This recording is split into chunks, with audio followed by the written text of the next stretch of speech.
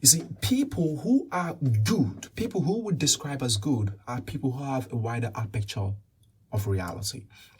So they don't see reality from a myopic endpoint. The reason why we say, have you found yourself in a situation whereby you actually know the good thing, the right thing to do, but you went ahead and did the wrong thing? Why? And many times we find ourselves in this kind of situation, and that begs the question, why do knowledgeable people do evil things? Why do they do atrocious things?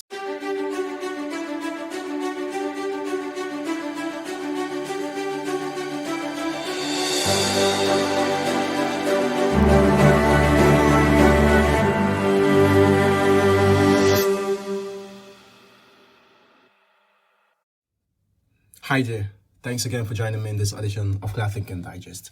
Today I want to discuss something very important, something that's pretty much what we discuss every time when we witness horrific events and when people do devilish things. So we ask the questions, what actually makes someone a good or bad person? What actually determines if you're a good or bad person? And so some people say the answer lies in their moral system. So this person's got a very bad moral system. That is why they're bad, or because they have a very bad value system. That's the reason why they're bad. Actually, that is not the case. To determine whether someone is good or bad, what actually makes you good or bad is not your value system. It's not your moral system. It's the clarity of your thinking. The reason for that is this. Thinking is about interpretation of the world. Every action is about engaging the world and interpreting the world.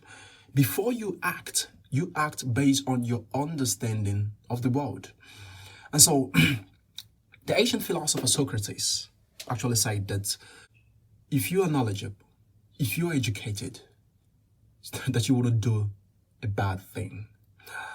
And so when we hear such thing, we say that's pretty much false. How can you say if you're not educated, you're not going to do a bad thing? What of those, every other person that we see in history that has perpetrated, really people with target intelligence that has perpetrated so much evil at a massive scale? So what about those?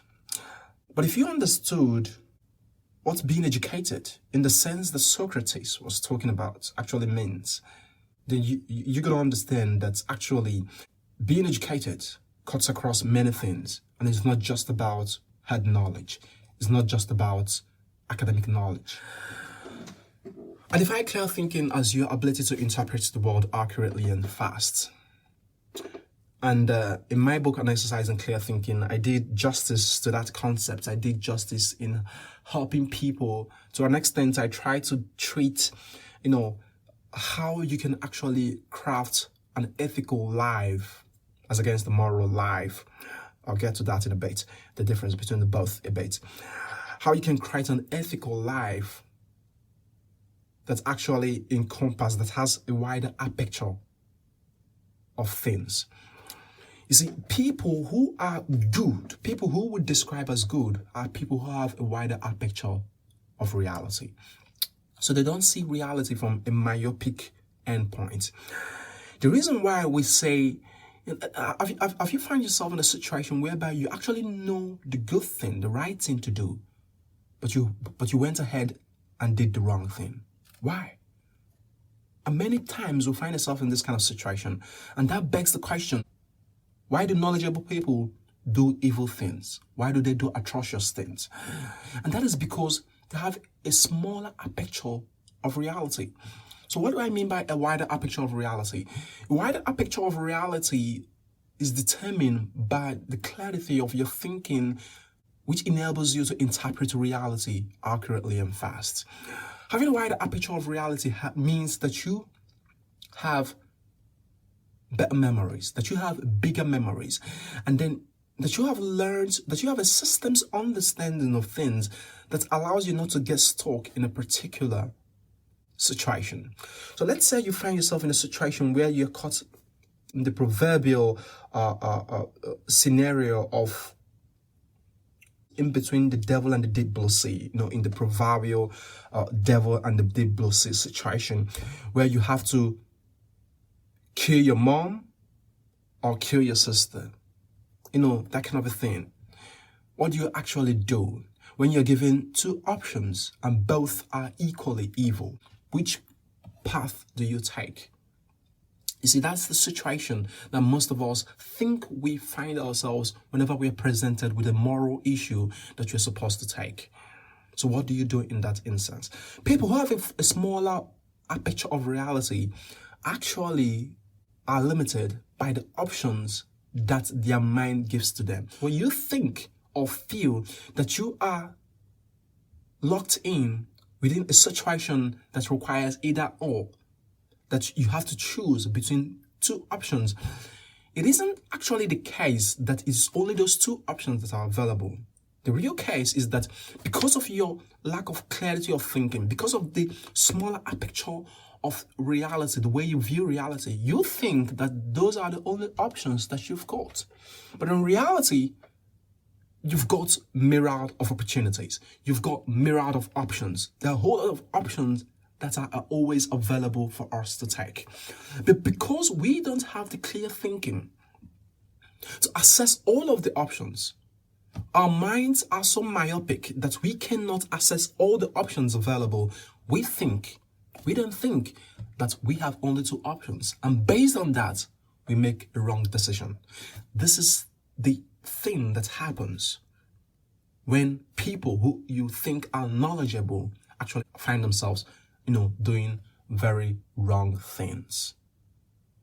So how do we solve this? To solve this, I think we need to invest in building our memories.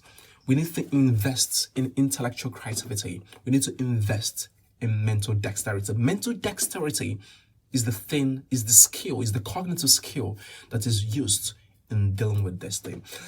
In my previous video and also in my book, The Journey to 1%, I define mental dexterity as your ability to use ideas and beliefs as tools for problem solving.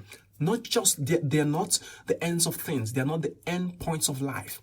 You see, people who we think are knowledgeable, but who go ahead and become limited in their scope of choosing a course of action to do, are people who see ideas and beliefs and their beliefs as the end points of things.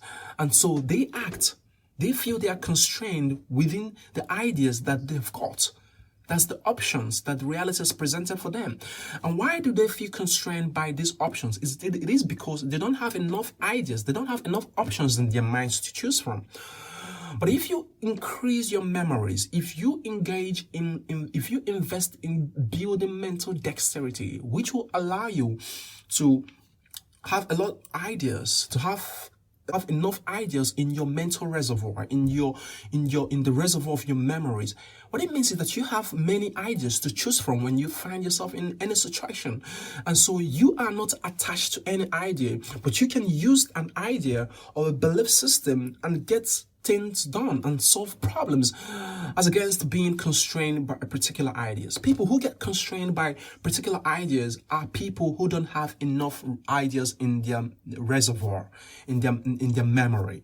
And so that is why it is important that you develop your mind, that you develop mental dexterity as a way of solving this problem.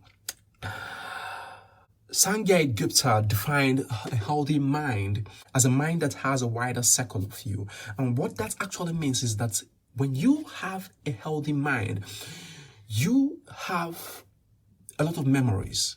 You have created a lot of neural pathways in your brain that can solve problems, that you can deploy, that you can reach out to solve problems when you find yourself in difficult situations.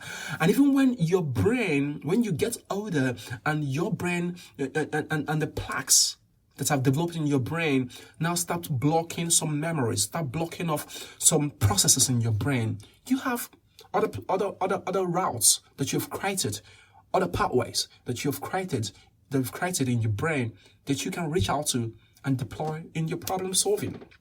So it's important that you understand that learning and learning skills, different skills, learning different skills, investing in infinite learning, developing infinite mindset that allows you to learn different skills, that equally enables you to build mental dexterity, is one of the greatest investments that you can do. Is one of the best things that can happen to your life. And that actually goes a long extent in determining whether you're a good person or a bad person. So what actually makes someone good or bad is not their moral system, is not their value system, is actually the clarity of their thinking. And so in my book, An Exercise in Clear Thinking, I say that if you find yourself in a situation where you have to choose between two options, always go with the ethics of nature. And so what that means is that when you find yourself in a situation where the option that you're going to, how you're going to determine which action is good or bad, don't base that decision on the moral rules of your culture, of your tradition, and of your customs and norms. Base that decision on the ethics of nature, the natural laws of life. Because when it comes to morality, we are talking about our limited understanding of the world. The moral system of Christianity is quite different from the moral system of Islam. The moral system that is obtainable in the United States based on their culture is quite different from the moral system in Nigeria. And so what is approved of in the United States might not be approved of in Nigeria. But what that actually shows us that it is perspectival, in the sense that our actions in that sense are now determined by our current understanding of how the world works. So when our understanding improves, then our moral systems improve. But when you base your actions and your decisions on the ethics of nature, you study the laws of nature and you base your actions on that, that is eternal. The laws of nature are eternal. You will be eternally right.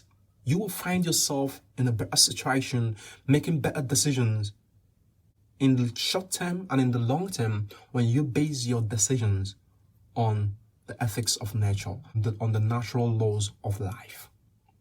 So this is my message for you today. Thank you so much for joining me in this edition of Clear Thinking Digest. If you have not subscribed to this channel, if you're seeing this on YouTube, please do. And if you're seeing this on Facebook, I encourage you to like my page and hit the notification button so that you can get more of these videos as they drop every week. Thank you so much for joining me in this edition, and I'll see you again next week.